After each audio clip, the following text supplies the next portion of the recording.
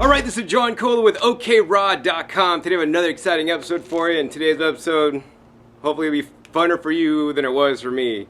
Basically in this episode I'm going to explain to you guys what happened to my arm. As you guys can see, it's in a sling here. In prior episodes it was actually in the sling, and then also in like a soft cast. Basically it was like a hard splint with like a soft wrap around it to keep my arm mobile. So how this happened very simply was I was actually over at my brother's house. Because I'm mechanically inclined, doing him a favor, fixing his garage door opener. So I actually dropped the garage door opener down, took it off, brought it inside the house, repaired it, had to replace 2 gears in there, which actually that was a job actually. Next time I might tell him to just buy a new one. And then actually I took it back out to the garage, installed it on the ground, and then actually raised it up, hooked it up to the ceiling, and then I was making the final adjustments to how it closes and opens so it doesn't close too far or open too far and whatnot. And I got that done, and then the last thing I was doing was I was actually screwing on the case. So as I was screwing on the case, basically I was standing on a ladder, up at ladder height of the ceiling of the garage, whatever, how many feet that is, 10 feet up, and standing on a ladder, which was, I thought, pretty stable. But it was late in the day. I'd been over at his house for a number of hours and probably a bit undercarved and could have some more food in me and just wanted to get home and be finished. And I was kind of not being as careful as I should, was trying to push in while I was screwing the housing in, and basically fell off the ladder, And what happened was I remember the ladder tipping over and me just going straight down. My head was going straight to the concrete ground. I don't know if you guys know, but concrete is a very hard man-made substance, and my head was going straight for it. I really couldn't even think, man, how is this happening? All I knew was that I put both my arms out so that protect my head, which granted is more important than my arms, and luckily, even though I did put my hands out, my head hit, and right here at the bridge of my nose hit, and I had a cut on my nose actually, but it felt like somebody punched me, but it only felt like a soft punch, like a girl playing and punching me, and it hurt for a minute and then it went away. So it wasn't bad at all. Like that, I was not concerned about that, because it went like, oh good, my head's all right. Then I'm like, okay, let's get back up and finish this job, right? Because I'm like, oh yeah, I'm indestructible and stuff, and I try to get up and I'm like, oh wait, my hands and my arms hurt really bad. Actually, my left arm hurt so bad I couldn't even move it. So I'm like, man, I think I'm messed up. And then I my right arm, I could actually move like this right after the incident, and to some extent, but I didn't have full range of motion and couldn't flex it out too much. And anyways, what happened was I ended up coming home from my brother's place and called a good friend. And, he's a chiropractor, Dr. Rick Dina. Said, hey, Rick, what do I do, man? Because you know about this stuff. You're a doctor.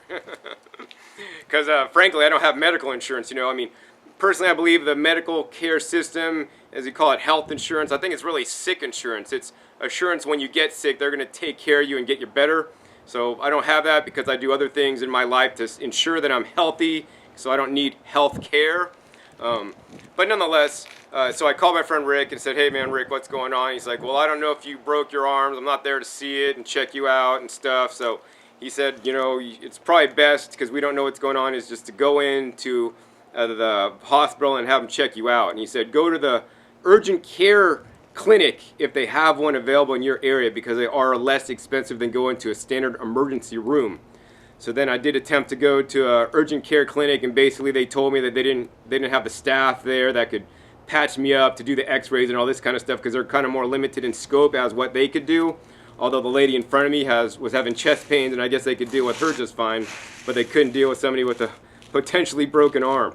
So they sent me down the street to the hospital emergency room. So I got to the hospital, fill out the paperwork, told them I had no insurance.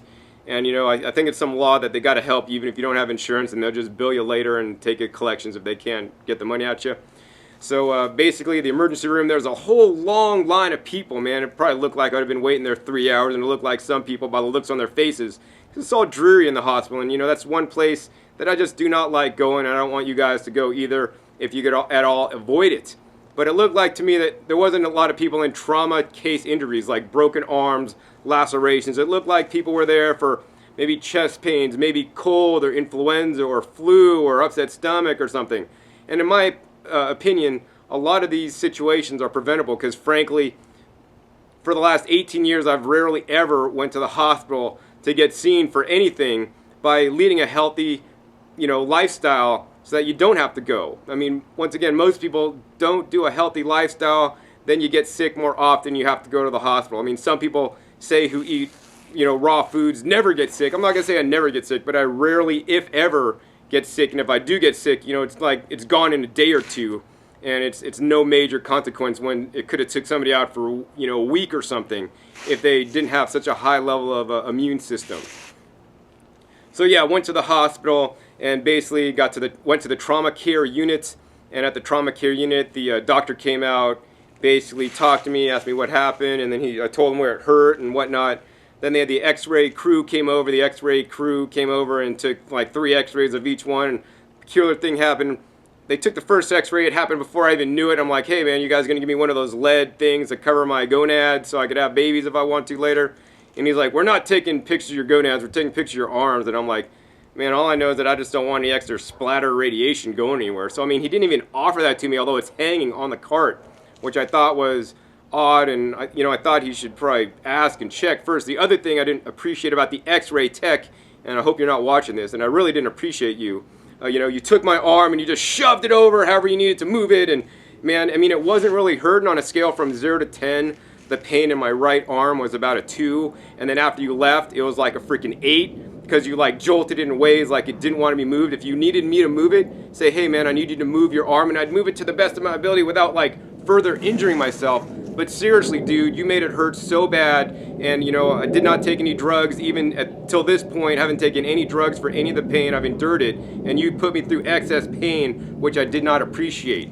So I would encourage you, and if you're an x-ray tech out there, to work better with the patients. I know you guys have a job to do to get the right x-ray at the right angle and all this kind of stuff, but please work with the patient instead of trying to be all, hasty and inflicting pain on the patients. I mean, one of the Hippocrates sayings is to like do no harm to the patient, and I truly believe the x-ray tech did more harm to me than good by taking those x-rays in that brutalish way. In any case, the x-ray tech took the x-rays, and I remember waiting in the hospital. I mean, that's another thing about hospitals, man. You just gotta wait your turn, and the staff there is really incredibly busy. They got all the people to see, and they gotta go to each person. I mean, it must have took from like 11 o'clock is when I got in there at night. Didn't get out till like 3 in the morning. It took several hours of just most of the time just sitting there waiting, for everything to happen. So the doctor came back, basically said, in your right arm, which is this one, he said you don't have any broken bones or any fractures or anything. Basically, you have all tissue damage, soft tissue damage, joints, ligaments, cartilage, everything else in there was jacked up, but no broken bones. So that was definitely a good thing, I thought. He said, well, got the bad news now on the left arm. He said you have a fractured bone and actually a chip bone. So then they basically need to immobilize it in that little splint cast thing, which I kept on for 9 days and really didn't move it, letting time the bone to mend and heal. So that's the total story. I got out of there. Once again, I don't have any insurance. I was like, man, I talked to my friend, Dr. Rick Dina, and said, hey, should I go? I don't have any insurance. He's like, well, John, you got to think about it this way. If you don't go, what's the worst that's going to happen? Your body, yeah, it'll heal because your body heals on itself. But if you got bones in the wrong place, you might end up with a pinky that looks all crooked or something, because it wasn't set properly. And then the only way to fix that is to actually re-break it and reset it properly. So, like, it's important to me to have full range of motion and have all my joints looking like they should, so I'm not like deformed or nothing. He said that's the worst case, and he said if you do go, what's the worst case? You're gonna be out a couple $1,000s, and whatever. I mean, money's only money. It comes and goes. Yes, I know we live. Money's the almighty God, but in the scope of things, I'd rather have a functional arm that I'd be able to pick my child up when I have kids or when my wife has kids and do all this stuff instead of an arm that's all crooked and never going to be right again. So that's why I chose to go, even despite not having insurance, knowing that I was going to get slapped with a bill, because you guys can't put a price on your health. I mean, whether it happens now and you got to pay the medical bills later, I think a much more prudent approach is to hopefully not have the accident happen in the first place. And I want to correlate this story with me falling and slipping on the ladder, which I know you guys are saying, John, that's completely preventable. If my brother didn't go to work and was on his way to work and I wasn't finishing that up on my own, he would be holding the ladder for me. the brother was holding the ladder for me, this would have been preventable. If I wouldn't have been as tired, placed the ladder in a more appropriate position, not leaned as much, I wouldn't have fell. Completely preventable. But how many of you guys out there right now are doing things to your health that are completely preventable, that may cause health issues for you down the line? In my opinion, based on the research I've seen, eating things like a diet high in animal products, eggs and meats and fleshes, dairy, and more importantly, processed foods, high fat, trans fat foods, and other things are definitely not good for you, and they're gonna bite you in the ass later, like my brother not holding the ladder did for me. And that's completely preventable now. But see, holding the ladder and falling off immediately is one thing, but eating a McDonald's diet or eating a lot of processed foods, even a lot of breads and other foods that have a lot of processing done to it to process the nutrition out and keeping the calories high but the nutrition low, could bite you in the ass years to come, and it's not an immediate effect like me falling out the ladder. So I really want to encourage you guys to stay at the hospital, have your brother hold the ladder, but more importantly, change your diet, eat more fresh fruits and fresh vegetables and plant-based whole food products now so that you're not in the hospital later. So besides that fact, I want to do a couple more things in this video. I want to open up the bill to share with you guys how much it costs if you're not insured and fall off a ladder at the hospital. Plus I want to share with you guys my tips on how I'm healing my bones faster, because I know many of you guys may be watching this because you broke bones and want to learn how to heal it faster than not. So based on the research I've done for the last 18 years on me leading a healthy lifestyle, and some of the research I've done specifically about bones, rebuilding bones, and rebuilding your body, some of the things that I learned about for healing quickly from bone fractures are, number one, proper nutrition. Very important. You want to get the right nutrients, and I think McDonald's and eating McDonald's after you eat, get a broken bone is probably not the best thing to do. For me, it's all about eating high mineral-rich foods. So I ate a lot of greens, many of which out of my garden. I juiced a lot of vegetables. Actually, the first 3 days, I was on a juice fast. We're basically drinking only juices. Think about it. When a dog gets injured or hurt, the first thing it isn't doing is going to like its, dog chow bowl and eating chow, man. It just lies down and sleeps and rests. So that's another thing that's very critical if you want to, heal fast. You want to get a lot of sleep and rest and eat light, especially for the first few days. I pretty much juice fast for the first 3 days and drank nothing but liquid nutrition in the form of green juices, coconut water, and other green powders that I mixed in with coconut water. So that's very important. Number two, I ate lots of greens and mineral-rich foods that contain calcium. I had this different seaweed powders. One's called Aqua Min, that actually is a plant source base of calcium plus 74 other minerals in it.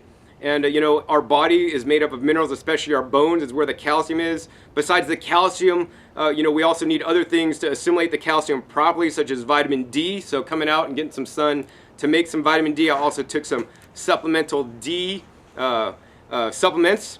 And then in addition, besides the D, we also need vitamin K2, which is a relatively unknown nutrient for many people. Aren't you thinking, John, vitamin K is in leafy greens? No, that's vitamin K. I'm talking K2, it's a different vitamin. So K2 can be deficient actually in a plant-based vegan diet unless you're eating something like natto, which is a fermented soy product or whole soybeans, but it's the K2 actually isn't in the soybeans itself. It's in the bacteria that make the K2.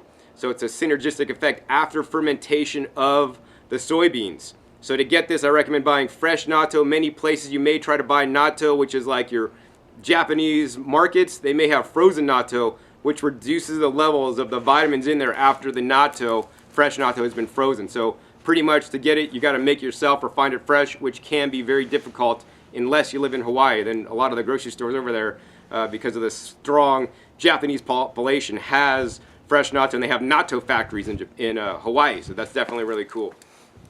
So yeah, those are some of the foods that I ate, plus keeping up with my standard plant-strong diet, eating a diet rich in fruits and vegetables, and especially pounding in the leafy greens and pounding in the juices. So the juices, by drinking juices instead of eating things whole, you're basically taking some levels of digestion out of it so that your body, instead of having to work on digestion, because digestion takes a lot of energy out of you. And I wanted to try to digest the least amount of food and have more nutrients available for my body, so juicing does just that. So I was juicing a lot, and even today I'm still like, for the most part, half the day I'm drinking liquids, and then the other half of the day I'm eating foods to keep it easier on my body. Another thing very important is to stay hydrated. I mean, our blood needs to move, our lymph needs to move, and this basically moves things in and out so that our body could make things happen and do the repairs they need. Two other modalities that I considered, number one would be hyperbaric oxygen therapy, which increases the amount of oxygen. And once again, oxygen are the transporters of everything in the body.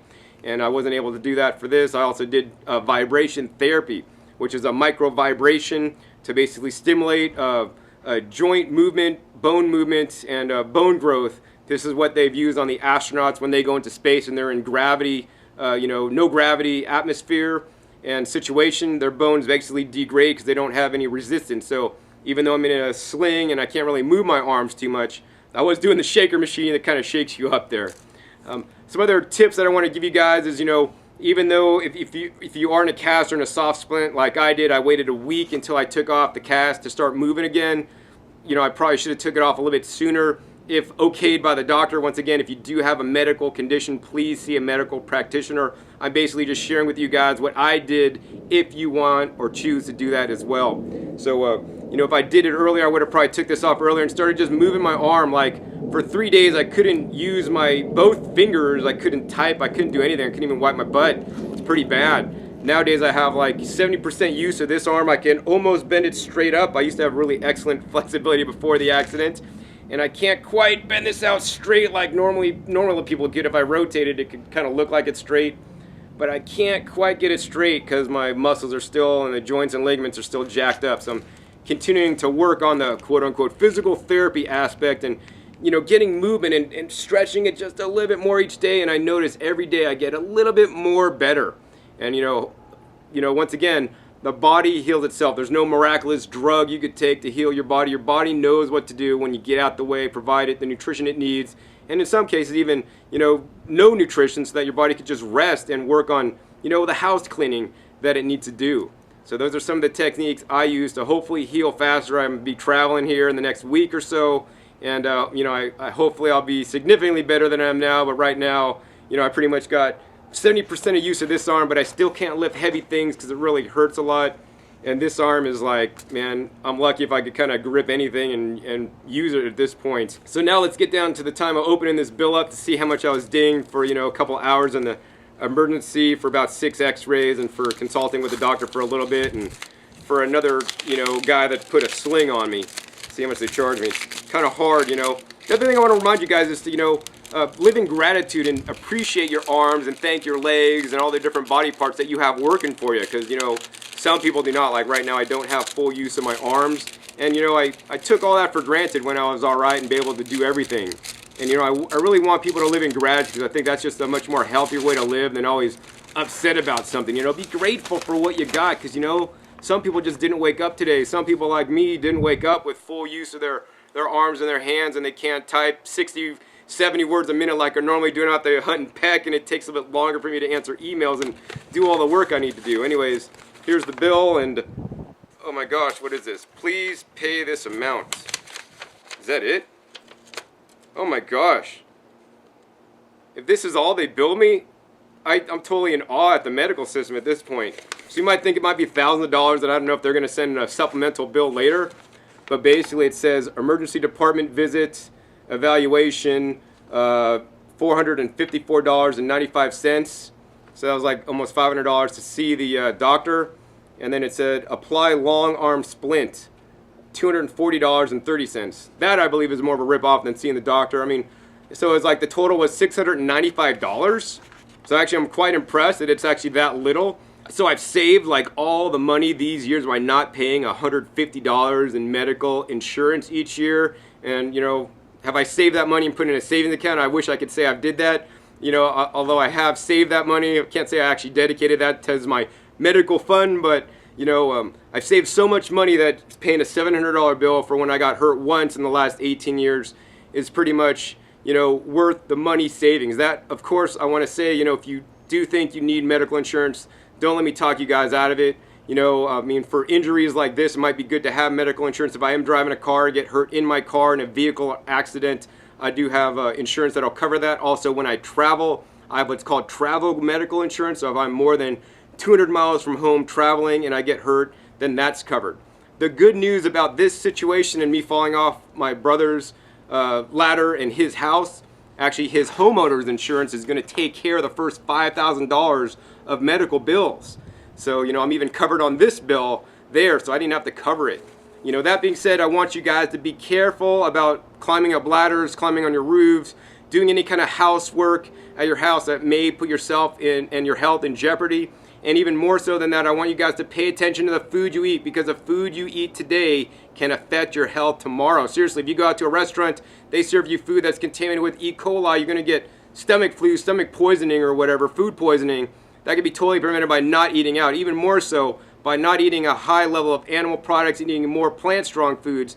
You will decrease the incidences of things like type 2 diabetes, heart disease, and many types of cancers based on my research and some of the research that I've seen. I'll put a link for you guys below to watch, to click on. Dr.